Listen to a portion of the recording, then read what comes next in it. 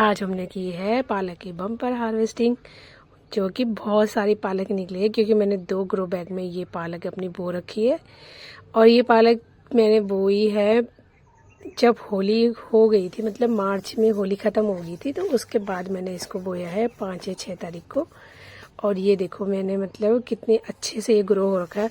और ये भी नहीं है कि मैंने इसमें कुछ केमिकल डाला है या कोई एक्स्ट्रा खाद डाली है, ऐसा कुछ भी नहीं है। मैंने जितने भी पौधे लगा रखे हैं सब में सिर्फ और सिर्फ गोबर की खाद डालती हूँ बस। उसके अलावा मैं इसमें कोई भी खाद नहीं डालती हूँ, ना ही कोई केमिकल यूज करती हूँ।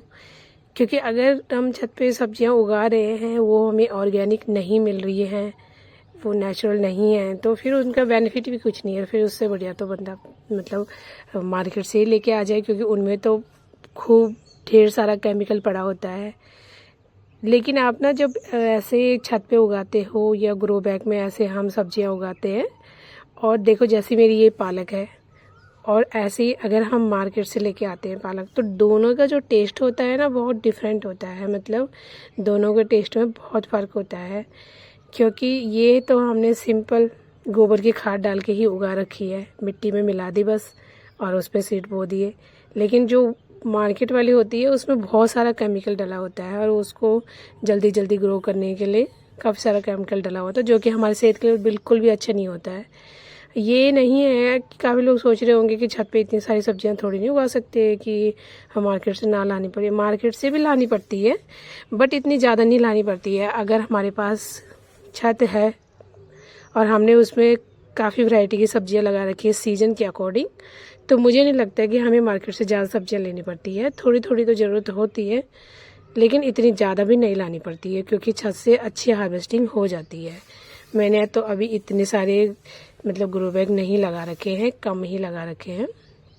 और ये जो मैंने बीच बीच में इसमें पौधे छोड़े हैं ना, जब मैं कटिंग कर रही थी पालक की, तो वो हमारे बैंगन के पौधे हैं। मैंने साथ में बैंगन के पौधे भी लगाए थे, तो वो अच्छी ग्रो हो रखी है बैंगन के पौधे भी। और जितना टाइम मेरे पालक को हो गया है, मतलब तभी मैंने ये ट्रांसप्लांट किया था, तो तब ये पौधे लगाए थे। तो उसके बीच में वैसे भी वो मतलब ग्रो तो किए हैं बैंगन के पौधे, लेकिन इतने अच्छे नहीं किए क्योंकि उसमें पालक थी ना, और पालक तो खूब सारी थी। और ये जो एक दिख रहा है ना बीच में पौधा सा, ये ना मतलब जैसे मेरे पास अनार का पौधा है ना, तो मैंने उसकी एक टहनी को तोड़ के वो लगा दी थी। ये देखो मेरे एक ग्रो बैग में से इतनी सारी पालक निकली है।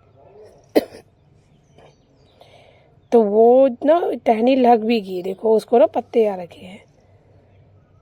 मुझे नहीं पता था कि अनार के पौधे की ऐसे टहनी लगा के अनार का पौधा हो सकता है। मैंने ये फर्स्ट टाइम ये टहनी लगाई थी, और मैंने ऐसे ट्रायल के लिए लगाई थी कि लगती है कि नहीं लगती है। अब ये मेरा दूसरा वाला ग्रो बैग है, ये ना मतलब खूब सारी है और ये बड़ी भी हो गई है। इसे सो निकालने में ना थोड़ी दिक्कत आ रही है, क्योंकि अगर मैं इसको ज़ोर से ऐसे ऊपर को खींचूंगी ना तो इसके पत्ते टूट जाएंगे। और इसमें आप देखोगे ना पालक में भी खुशबू आती है, जैसे हम मेथी वगैरह या धनिया वगैरह हार्वेस्ट करते हैं ना, तो उसको हम ऐसे सूंघ लेते हैं तो उसमें कितनी अच्छी खुशबू होती है।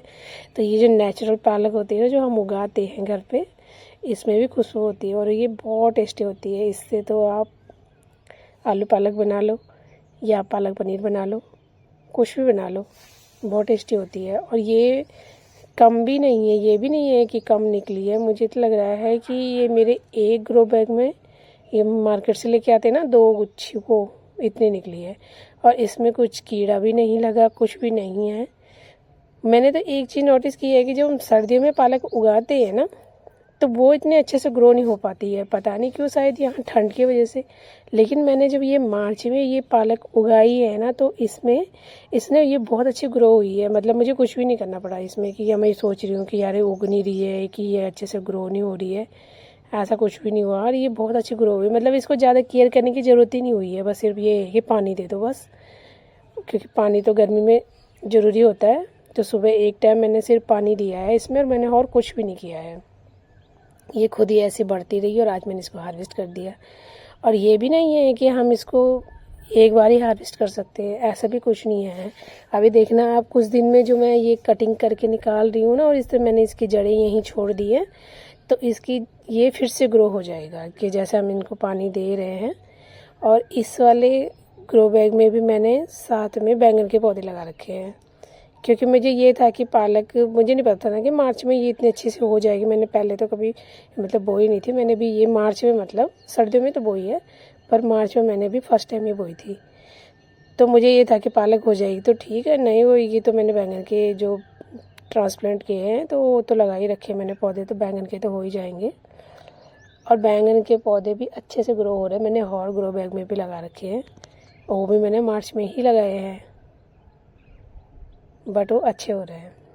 मतलब फिर मार्च में यहाँ क्या होता है ना कि ना ज़्यादा गर्मी है और ना ही ज़्यादा ठंड है।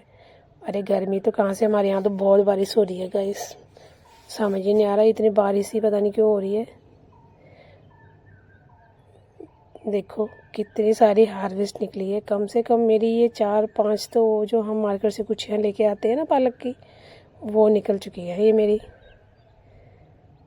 और इतनी फ्रेश है ना ये, देखो कितनी सारी पालक है। आप भी ऐसे घर में ना पालक उगा सकते हो। पालक क्या, आप कोशिश तो करो, आप ढेर सारी सब्जियां उगा सकते हो। और कोई इतना हैवी प्रोसेस भी नहीं है कि यार हम नहीं कर सकते, हमसे नहीं होएगा। हाँ, जो मिट्टी हम लेके आते हैं